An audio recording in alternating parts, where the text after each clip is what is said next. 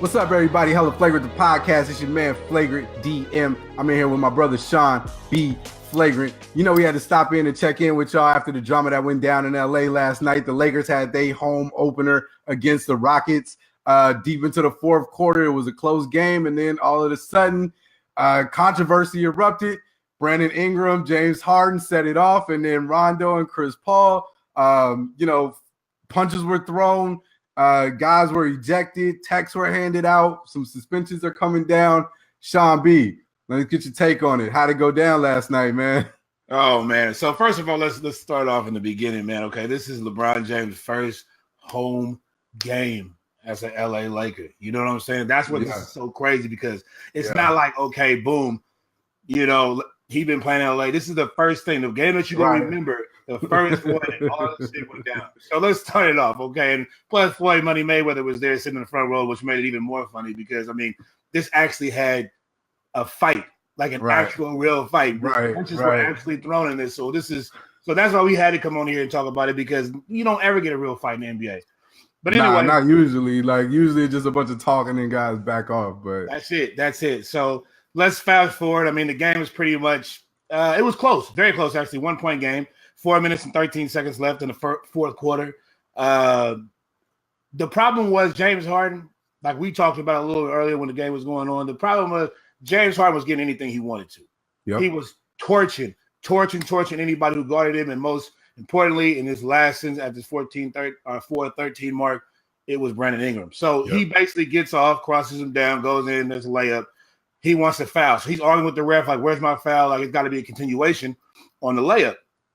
Ingram wasn't having it, right? Yeah. Ingram was done with the games. He was done getting broke. He was done with everything. Like, he just had enough. Like, he didn't care if it was LeBron's debut. He was like, man, I'm finished with this, right?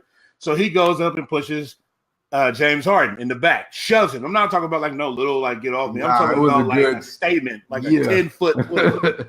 You know what I'm saying? So obviously James Harden turned around, but James ain't really about to be fighting and stuff like that. You know how James, whatever. So the ref comes and the ref gets in, kind of in Ingram's face to kind of tell him, technical on you for that. Ingram wasn't having, like I said, Ingram was not having it this day. Ingram gets back in the ref's face like this, pointing and stuff like that directly in this man's face. So Brandon Ingram pretty much at this point had lost it. The whole he didn't care if they threw him out, if they suspended him, it didn't even matter. Yeah, it was gone. It was gone from his mind. Like he already knew he wanted retaliation, period, in some form. Exactly. Like like when the bull they see red, like he didn't care what happened. Yeah. So they wind up separating. Of all people, of course, Lance Stevenson comes and protects and gets Brandon Ingram out of the way. I can't even explain how weird that shit sounds. But they kind of break it up for a little bit. Brandon Ingram's still talking. LeBron is standing there.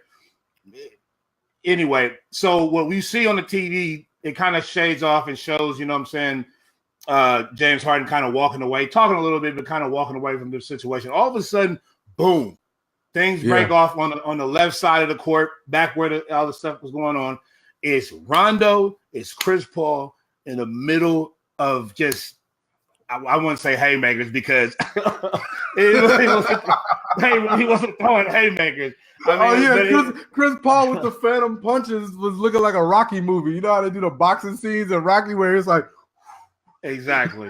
He tried to cut like this. He had one. First of all, he had one of the weakest uppercuts I've ever seen in my life.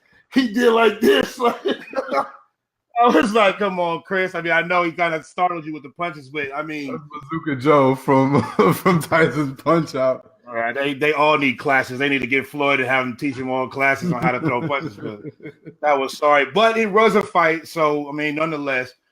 So basically, what everything happened, what I'm hearing is that at some point during all that melee that was going on in the middle of the court, Rondo wound up spitting on Chris Paul. That's what I'm getting from him. Allegedly. I'm not going to say it was, but we haven't seen any footage of it. I'm not going to say it didn't happen in this game. People do, dirty stuff all day, all game long. It could have happened earlier in the game. Rondo could have been doing some other stuff to Chris Paul earlier in the game. And like we talked about before we started recording this, Chris Paul and Rondo have had beef for some years now. You know what I mean? Like they we talk about, you know, Rondo at the Celtics and Clippers days, you know what I mean? There was some issues back there for Rondo and Paul. And so this is nothing new between the two of them getting into it. Where it escalated even further, though, is while the two of them were having a finger pointing and swing match, here comes Brandon Ingram again, flying back in with the superhero punch as LeBron's holding Chris Paul like his baby brother, trying to take him out of a fight. And Brandon Ingram just flies in and punches him again. So that, I mean, Brandon Ingram was already probably going to get suspended at least one game. That probably hit him with a multiple game suspension for that extra activity there. But then we got to talk about this. So then, you know, as things are winding down and the fight starting to break up, the picture that obviously is on social media a lot is LeBron James with his arm walking Chris Paul off, you know, to the bench and stuff like that. Obviously, LeBron James plays for the Lakers. Chris Paul plays for the Rockets. A lot of people, you know, kind of found like there was a problem with that. LeBron, you should have been with your team, worried about your teammates and getting at your young guys instead of walking Chris Paul away and trying to neutralize the situation with Chris Paul. Right. Well, you said it right there. I mean, the fact that, I mean, these are young guys.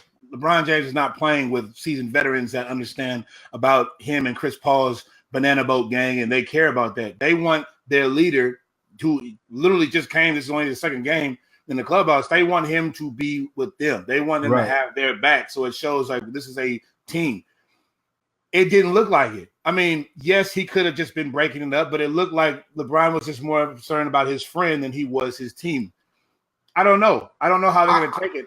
I take it. I honestly may take it a little bit more personal on LeBron's side and not have to do with Chris Paul or necessarily his relationship with them. And Bron saying, you know, Brandon Ingram, you instigated this and you're a hothead. Like I don't have to go ride for y'all right now. You know what I'm saying? I got to neutralize the situation and win this basketball game, but you're being a hothead right now. You know what I'm saying? Like I take it as, and LeBron just came out of a situation where he had to be, you know, big brother and father figure to all these other guys before. And not to say that he's going to shy away from that. That's LeBron being, you know, arguably one of the best players in the league right now. That's his job, is to be a mentor to young players, I guess. But at the same time, in this situation, if he feels like, hey, I'm trying to stay on the floor, I'm not trying to get in no argument with nobody, I'm trying to win this game, it's a close game. Brandon Ingram, you could be mad all you want to. We'll deal with this later.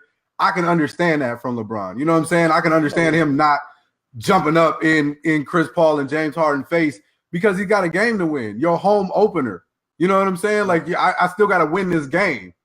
Right. No, and that's completely right. I mean, we got to understand, everybody knows this. LeBron James is the leader of the NBA pretty much. He cannot be in this kind of situation. Like, it just can't happen. Like, just for his image, for his brand, everything, for the NBA's image. Like, you do not want to see LeBron James fighting. Like, that can't happen. So I understand that. On the flip side, you also got to think about this. Now, I understand Brandon Ingram's a young talent. I understand that, you know, you got guys like Kuzma, Lonzo Ball. You know, these guys are young, but, you know, they have some skill to them. But you got to think about this. LeBron James is the GM of the Los Angeles Lakers. He is co-GM, I could say, with Magic. Right. Because basically he wants this team to be the way he wants his team, and the Lakers are going to coincide with whatever he does. Now, Brandon Ingram, you run around throwing punches and stuff like that in the second game that he's there, he going to look at that like, you know what? Maybe we can look around the league and see what else is out there. Because I'm telling you right now, AD is playing great. Well, and you're not just throwing punches against any team. You throwing punches against one of the elite teams in the conference that we got to play several times in the regular season and in the postseason. Right. So if you can't control yourself in home opener game one, what is your attitude going to be like in a game 7 of a Western Conference playoff series? You know what I'm saying? Like, well, I mean, the way they act, they might not get there. I mean, they're 0-2 right now, obviously, but the way they plan, and if they're going to do this, like you said, from game 2, like, you won't get to the playoffs. Right. And LeBron gets to the playoffs. Like, we all know, I mean, he's been in 8 straight finals, and yes, he is on the West, so you got to go through teams like Golden State, obviously, and the Rockets, like we just talked about.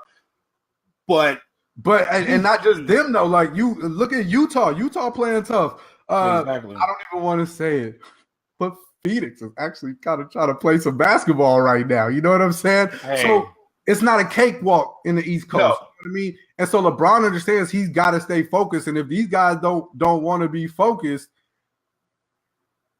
yeah, y'all playing with y'all future. Like, yeah, you want LeBron to ride for you, but you playing with y'all future. I say. Yeah, no, I agree. And I mean, the league is going to have to come down and see what's going on with everything in terms of suspension. You could expect at least 2 or 3 games from this. Chris Paul might not get as much just because he kind of got caught with it. You know what I'm saying? He kind of reacted after that, but he will get at least 1 or 2 games. Yeah. Ingram might be, he might have to sit down for about a week just because, I mean, the way he went about, his actions was just totally unacceptable. I mean, you went after a ref, you went after a player, like, and then you came back again. You know what I'm saying? Like, and you instigated the whole thing. So they, you know what I mean? This whole thing wouldn't have went down if you never pushed James Harden. So they're gonna hit you with the harshest penalty. Exactly. And I mean, and it makes matters worse. This is on ABC. You know what I'm saying? This is on right. It's a prime time game. Yeah. Saturday night. Everybody's watching this. So yeah, looks ugly for them. But I mean, it's crazy though, because you look at this Laker team and they obviously they're young, they're inexperienced, they got a lot of knuckleheads on their team. I think they're gonna have a harder time than I thought originally. LeBron seems like he's playing. He's not coasting, but I think he's kind of filling out who his teammates are, what their strengths are. So it's going to take a little bit of time. But I mean, if they're reacting like this in game 2, I don't know what to tell you, because you go and play a team out here in Golden State, come down to Oakland and try to play that, and you can't handle yourself against Houston Rockets. How are you about to fare when you got to go defend Steph Curry and KD? That's not going to work. You can't go acting crazy like that on no Christmas Day. And again, put Boogie Cousins in the mix with Draymond Green. You better keep your attitude in check. That's all I gotta say. Let that happen on Christmas Day. That would be a black eye on the NBA if something like that was down on Christmas Day. With Boogie, Draymond, and KD acting crazy now. And I think the technical foul meter wouldn't allow David West to play another season, because if we threw him back in the mix too, you would never. Hey, Christmas Day, watch out for David West coming out the stand. You know what I'm saying? Don't think David West might not be in a jersey, but David West is always around. He's ready. He is ready to go. Around. Exactly. So, but it was great for NBA basketball. Actually, it wasn't great. It was great for me as a watcher to watch something like that. But definitely. The NBA doesn't want that. The NBA doesn't want that at all. The funniest thing, and I'll end on this though. The funniest meme I saw this morning from the whole thing was it was a picture of Carmelo Anthony, and it was like, ooh, Melo's excited that the fight happened to hide the fact that he had such a trash game. Yeah. Melo putting up bricks. He's like, man, it was crazy last night. I had a tough game, man. I couldn't help finishing 4 with 5 points. You know what I'm saying? 1 of 7 shooting. Man, all that activity messed up my shooting arm, man. Damn. If it wasn't for that, I would have put up 20. But I mean, Melo's averaging 7 points in these last 2 games? That's fucking terrible. He's done. But yeah, so I mean, like you said, great game to watch. I should say, it's gonna be some suspensions, so I guess we'll see what happens. But we had to come on here and let y'all know about it, and I'm sure you've seen all the memes and video of it. So, here's our opinion on it. For sure, and make sure you check back at theflagrantfoul.com. We have more hella flagrant stories. As the suspensions and the fines roll out, we'll definitely cover it on the website. Definitely cover it here on the podcast. So make sure y'all check back with flagrantfoul.com. Check in the hella flagrant. You can get the shirt Sean B. Flagrant has on. Might even still be some hella ring shirts still left on hellaflagrant.com. So make sure you check that out. But in the meantime, in between time, season 2 is still available on YouTube. So make sure you check out Hella Flagrant Podcast season 2 on our YouTube page.